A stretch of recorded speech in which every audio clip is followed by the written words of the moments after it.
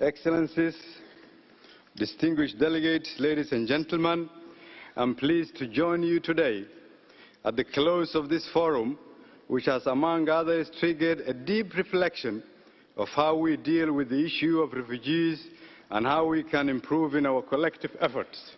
In this regard, I would like to thank the UNHCR High Commissioner, Mr. Filippo Grandi, the Swiss government, and the co-conveners for organizing this timely and inaugural forum. This subject, Excellencies and ladies and gentlemen, is deeply personal to me. At a tender age, I was forced to leave the warm and familiar to the cold and uncertain life as a refugee. Like it is for many refugees, this journey requires an insurmountable amount of courage. The most difficult being gathering the courage to leave everything behind and rebuild in a new environment. To start fresh, often against all odds. I acknowledge that for many reasons, chief of all luck, many refugees like me at the time did not get the opportunities that I did. As a refugee worker for over a decade, I remained dedicated to the refugee cause and sought to address refugee issues passionately. The challenges were vast and the response was largely inadequate. However, I must admit that despite facing great difficulties, the courage, hope, and resilience that is characteristic of many refugees always shone through. Today, as a Prime Minister, I'm confronted with the same challenges, albeit with a greater expectation from those I represent to, among others, ensure stability, provide protection, and find sustainable solutions to forced displacement. In Somalia, many lives have been lost and thousands have been forcibly displaced within and outside the country. About 1 million Somalis are living refugees in neighboring countries, while 2.6 million people are internally displaced. Additionally, Somalia hosts about 35,000 refugees from the region and is a transit state for migrants seeking better livelihoods in the Gulf and beyond. Improved conditions in the country has seen the return of about 90,000 Somalis. While we continue to work on further improvements of conditions to support refugee returns, I take this opportunity to call for the continued protection of all asylum seekers and refugees wherever they have sought protection. Excellencies, distinguished delegates, ladies and gentlemen, for decades, Somalia and its generous partners mounted robust response programs to address the need of refugees, IDPs, returnees, and host communities. Funds to the tune of billions have been spent on relief items and related support. However, despite these efforts, the drivers of displacement recurred, often raising the need for more support and for an increasing number of people in need. Many years later, and for an increasing number of people in need, the vicious cycle of crisis and the traditional system of response continues with little variation. This method of response, best characterized ad hoc, minuscule, and hand-to-mouth, has helped to save lives in the short term, but experience shows that it has done little to build resilience of communities to survive future shocks.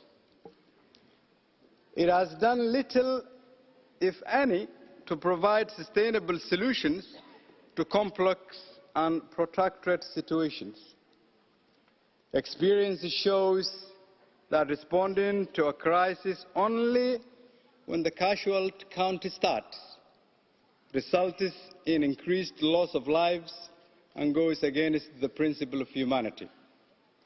Experience shows that eventually this way of working is costly, both in terms of human lives and resource utilized. Excellencies, distinguished delegates, ladies and gentlemen, we must change the way we do business in addressing these issues. We must seek sustainable solutions and pursue development approaches to address humanitarian concerns. We must acknowledge that eventually it is the extent of engagement of development actors working hand in hand with the government that determines continued resilience of populations and prevents a slip back to crisis and displacement. We must focus on addressing the root causes and the drivers of displacement. In this regard, we must invest unreservedly in improving good governance, the security sector, economic recovery and social services, which are critical elements for peace and stability. We must agree that the needs of those who have lived in displacement for years are varied but include to return to a safe and prosperous home, and if we are committed to ensuring this, then we must invest meaningfully in improving conditions in the countries of origin.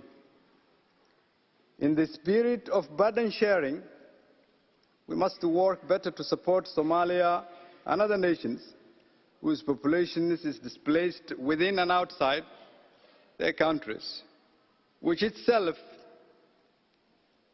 Somalia, a refugee hosting country, a migrant transit country, a returnee receiving country, and lastly, a country rising and rebuilding from decades of instability. We must acknowledge that to achieve lasting solutions, there are no shortcuts and no half-hearted approaches.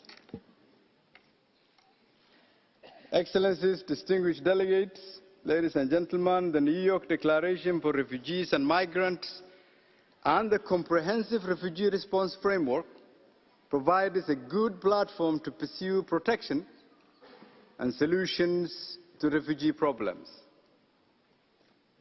Its spirit acknowledges that some countries bear a heavier burden than others in dealing with refugee issues and calls for support to the countries in these situations.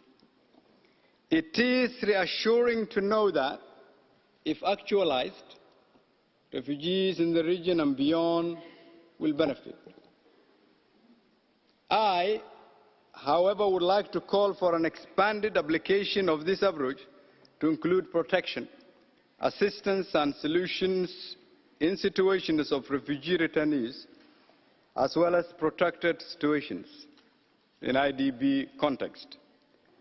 An expanded approach would ensure that refugees who benefit from comprehensive support in countries of asylum would have similar support back at home.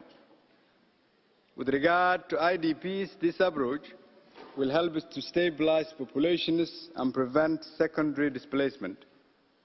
For this approach to succeed, it must respond full circle to displacement from start to end. Excellencies, ladies and gentlemen, distinguished delegates, Somalia is on the path of recovery with a renewed sense of optimism and increased expectation from its passionate and talented population. To much, the federal government of Somalia is focused on creating enabling conditions by revamping efforts to address insecurity, finding durable solutions to address recurrent natural and man-made crises, prioritizing infrastructure development, delivery of quality basic services, skill building, creation of jobs and livelihood opportunities, in formal and informal sectors, as well as local and national investment. Such development-focused investment in Somalia will stabilize the population, boost economic growth, improve living conditions, and at the same time serve as a propeller for preventing displacement and achieving sustainable solutions. In line with Somalia's National Development Plan, Somalia, in the next 5 years, pledges to relocate and reintegrate 5,000 refugees, 25,000 refugee returnees, and 50,000 IDPs.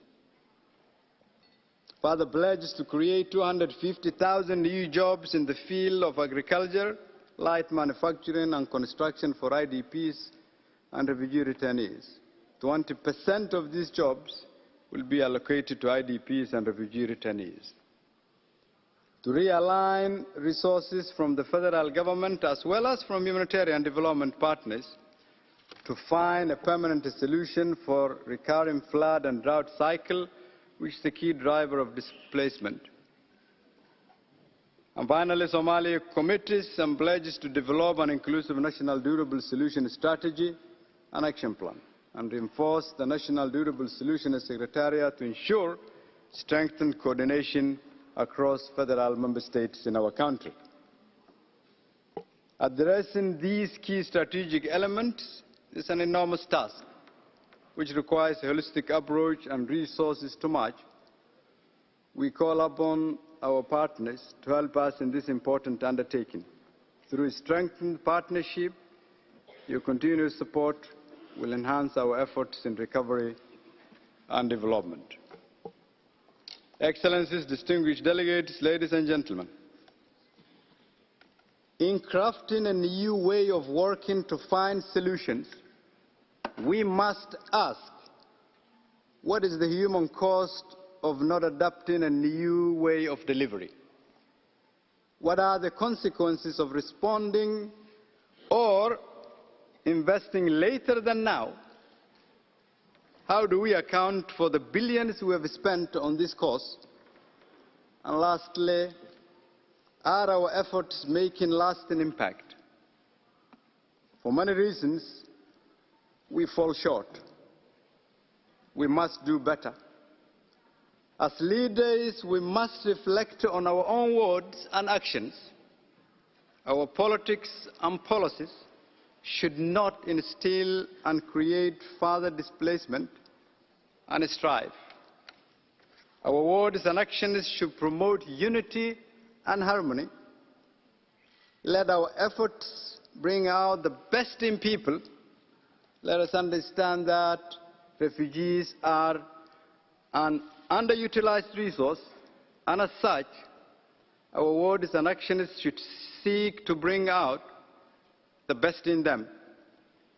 After all, we have a moral obligation to protect and support the most vulnerable people. Thank you.